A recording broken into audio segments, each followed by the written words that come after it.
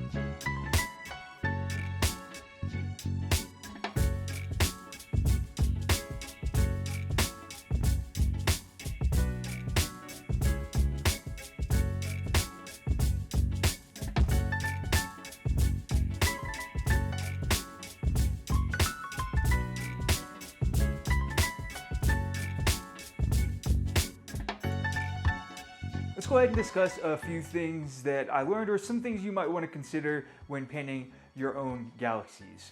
In the beginning of the painting, I was trying to practice using the fan brush in ways that I see some other space artists doing, like Lanchin over at Lanchin Designs on Instagram. She's really good at using that fan brush. In this particular case, I very quickly abandoned the fan brush for flat-headed brushes, which is normally what I use for a lot of paintings. It's a tool that I'm very familiar with and know how to use quite well. Use a brush that you're familiar with and that you know how to get certain results with. Especially if you're new, so it might take some experimenting. The flat-headed brush is definitely a great brush to use. It's my primary tool that I use for most of my paintings and one that I would recommend that you try using. The other thing you might have noticed as well, especially from some particular angles that the camera was at, you can see that when I apply the paint, it's actually quite watered down. So I just generally try to work very lightly, especially for a galaxy painting like this that's a very gassy nebula.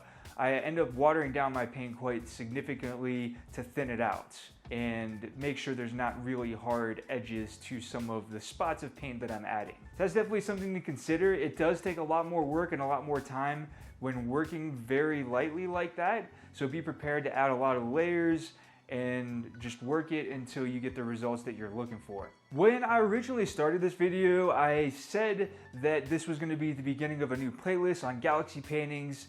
While making this video, I was doing some soul searching and reassessing of the direction of my website and this channel, and I realized that I've been actually too broad with my art practices for some of this stuff to take off. That's probably why some of these videos don't get very many views.